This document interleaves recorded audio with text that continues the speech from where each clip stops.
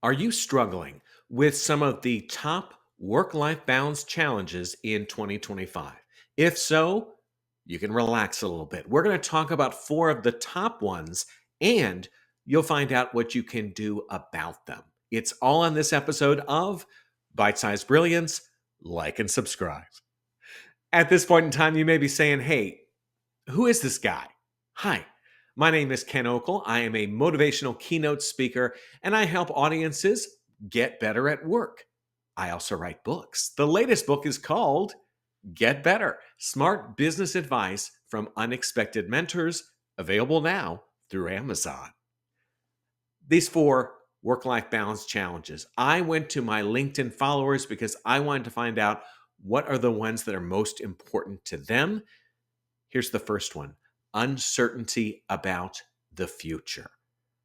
I think we've realized that the days of saying, well, I have a job, I'll probably have a job forever, those are probably gone.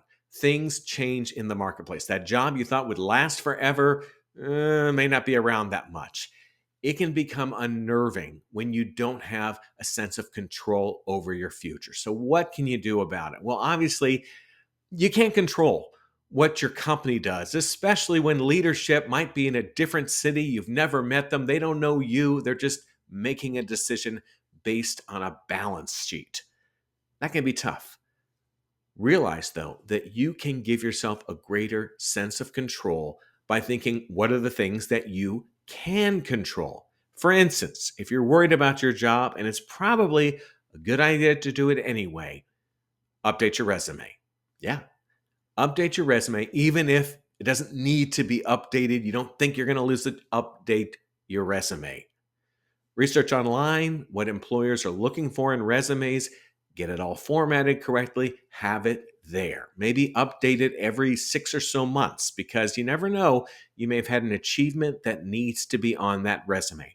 This way, on that day, and I hope it never comes, you get that bad news, oh, your job is gone. You've got that resume already done. You can hit the ground running. Another thing that could help you: networking. That's something you can control. Go to some networking functions, meet other people, start to get to know more people in your area. So if you ever lose a job or need someone's expertise, you've made some of those connections already.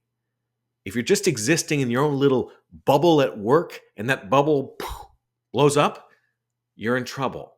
So think about, what are the things that you can control to help you get that next job, or help you get better so you can get that next job. The next of our top work-life balance challenges in 2025, it's all about long hours. In a lot of organizations, there are fewer people doing more work. Maybe it's because there's a hiring challenge, or just people say everyone's got to be more efficient.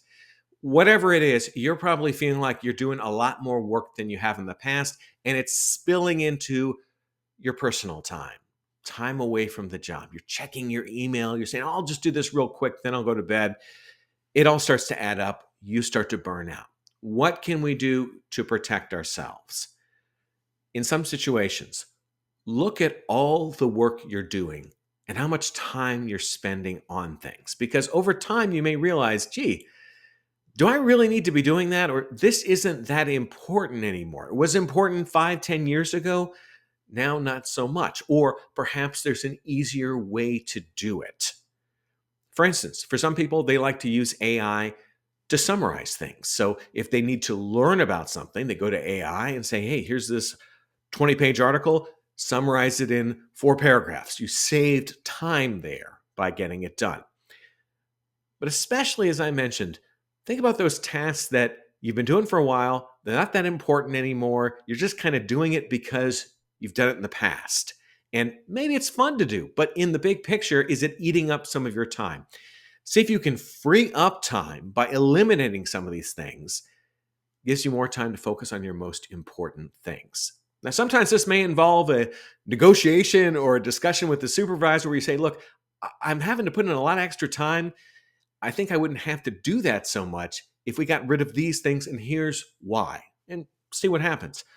Along those lines, if the supervisor, the boss, whomever, is totally against giving you any type of break or reduction in duties to free up your time, you're already as efficient as you can be, then it may be time to look for another position. Because odds are, if someone has decided this is the way it's going to be, their opinion may not change.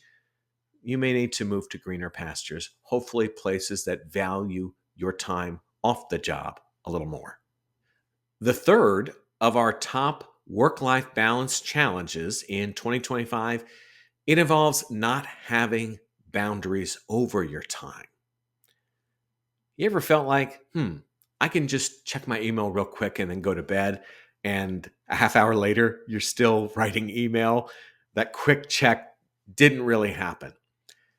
You need to decide what are the boundaries that you're going to have between your work life and your personal life. So maybe it is at, let's say, 7 p.m., you check your email one last time if that's something you do need to do.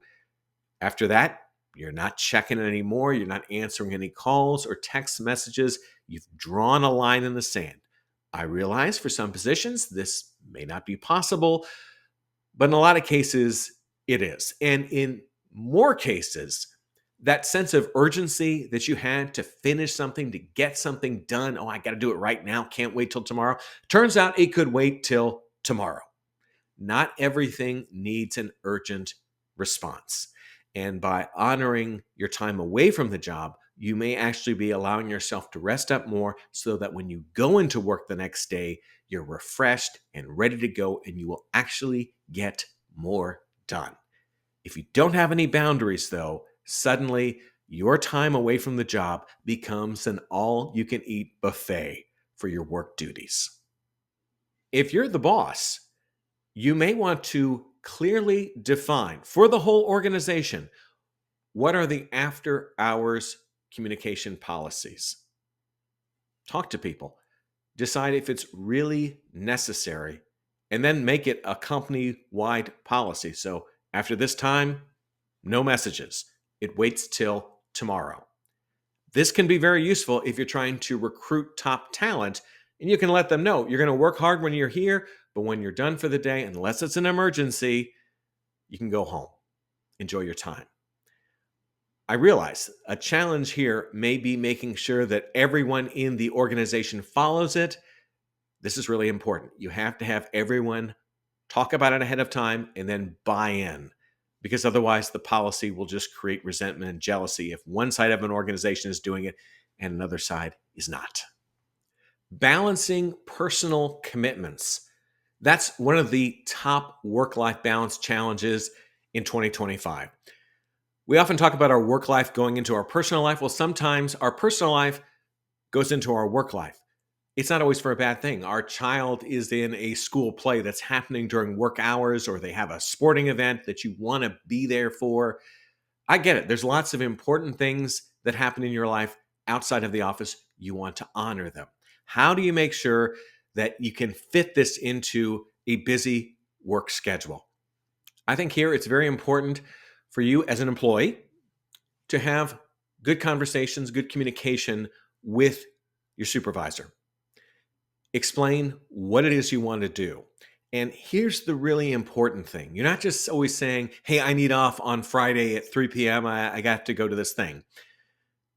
Can you make sure that when you ask for that, you make it easy for the boss to say yes? Maybe you've worked ahead on some things or assigned some duties to someone else who can cover for you, and you'll cover for that person. Whatever it is, you're saying, hey, can I get out early, but know that I've already kind of taken care of things, so my absence won't create a problem for you. That's a different level of preparation for the situation, and I think a lot of supervisors will be more apt to say, yeah, sure, go ahead. Some of them may never say that, but I think a lot of them are thinking in that moment, I want to help them out. That's a good thing, but I hope they don't leave a mess behind when they're gone. That's going to affect things. It's going to mess up my day. Make it easy for you to honor your personal commitments outside of the office. Just do a little thinking ahead, set things up, easy for the boss to say, okay, go for it. In 2025, it's not easy to have a good work-life balance, but if you can step back and look at how you're doing things. Change up some routines, prepare a little differently. I think you'll find it's much more achievable. For more about me, hey, go to my website. It is kenokel.com. Well, there you can see some clips from my speaking presentations. You can read more about that book, Get Better, smart business advice from unexpected mentors, and you can listen to my podcast, The 2-Minute Takeaway. Thanks so much for watching this video. Like and subscribe. I'm Ken Okel. Get better and take care.